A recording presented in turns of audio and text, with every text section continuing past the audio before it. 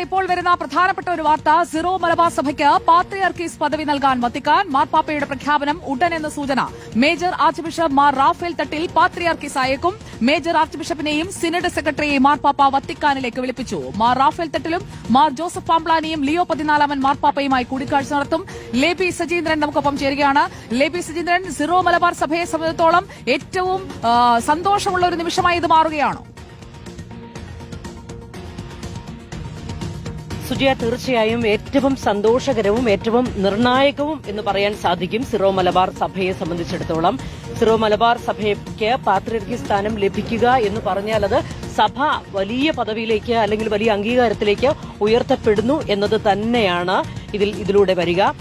അതുമാത്രമല്ല, പൌരസ്ത്യ സഭകളുടെ തലവനായ പാത്രിയാർക്കീസ് സ്ഥാനത്തേക്ക് സിറോ മലബാർ സഭയിൽ നിന്ന് അതിലേക്ക് തന്നെ ആദ്യമായി എത്താൻ പോകുന്നത് major archbishop Mar Raphael തട്ടിലാണ്.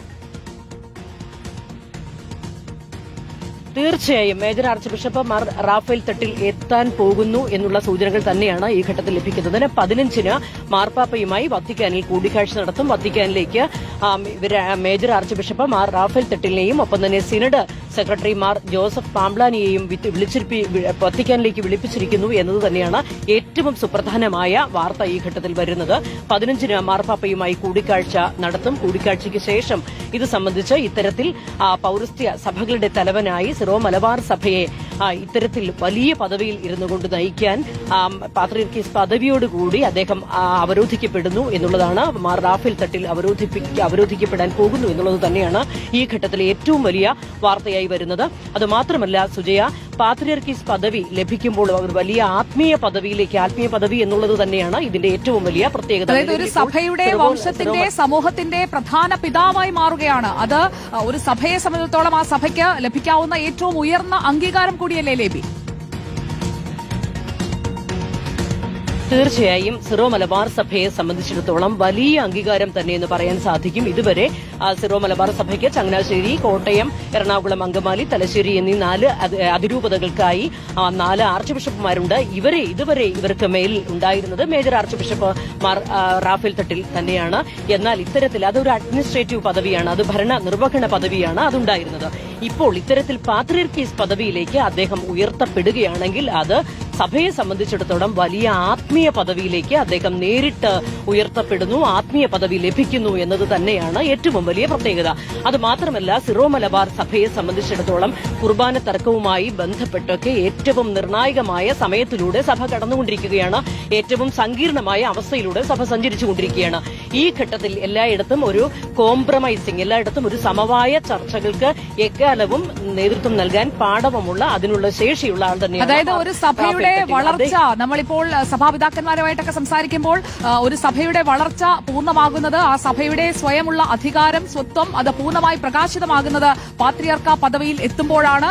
സഭാ പാരമ്പര്യത്തിൽ കാത്തോലിക്ക എന്ന സ്ഥാനപ്പേരും സ്വീകരിച്ചതാണ്. അപ്പോൾ പഥേർ എന്ന് പറഞ്ഞു കഴിഞ്ഞാൽ പിതാവെന്നാണ് അർത്ഥം. ആർക്കെ എന്ന് പറഞ്ഞു കഴിഞ്ഞാൽ ഒന്നാമൻ. ഈ 2 ഗ്രീക്ക് പദങ്ങളിൽ നിന്നും ഉണ്ടായ പാത്രിയാർക്ക പദവിയിലേക്കാണ് എത്തുന്നത്. അപ്പോൾ സഭാധ്യക്ഷൻ എന്നതിനപ്പുറം സിറോ മലബാർ സഭ തന്നെ ആദരിക്കപ്പെടുകയല്ലേ ലേബി?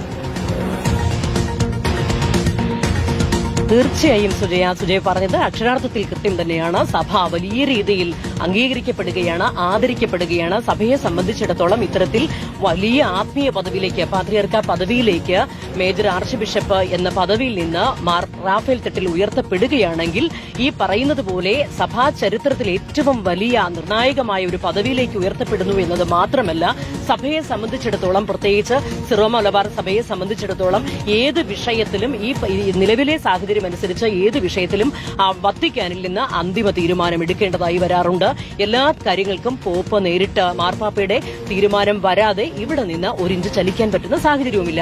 അതേസമയം ഇത്രത്തോളം വലിയ ഈ പറയുന്ന പോലെ ഭരണ നിർവഹണ പദവിക്കൊപ്പം തന്നെ ഇത്രയും വലിയ ഒരു ആത്മീയ പദവി കൂടി ലഭിക്കുകയാണെങ്കിൽ സഭയുടെ പ്രവർത്തനങ്ങൾ കുറച്ചുകൂടി സുഗമമായി നടത്താനും എല്ലാ കാര്യങ്ങളിൽ നേരിട്ട് പെട്ടെന്ന് തീരുമാനമെടുക്കാനും മാർ റാഫേൽ തട്ടിന് കഴിയുകയും ചെയ്യും.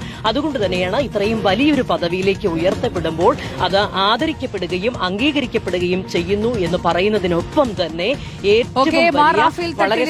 ഒപ്പം മാർ ജോസഫ് പാംപ്ലാനിക്ക് വത്തിക്കാനിലേക്കുള്ള ക്ഷണം, ആ പ്രഖ്യാപനത്തിനായുള്ള ക്ഷണമായി അത് മാറട്ടെ എന്ന് തന്നെ നമ്മൾ പ്രതീക്ഷിക്കുകയാണ്. സിറോ മലബാർ സഭയ്ക്ക് പാത്രിയാർക്കീസ് പദവി നൽകാൻ വത്തിക്കാൻ തയ്യാറെടുക്കുന്നു. സന്തോഷമുള്ള വാർത്തയാണ്. ഈ തെരഞ്ഞെടുപ്പ് ദിവസം നമ്മൾ കേൾക്കുന്ന വളരെ മനോഹരമായ ഒരു വാർത്ത തന്നെയാണത്.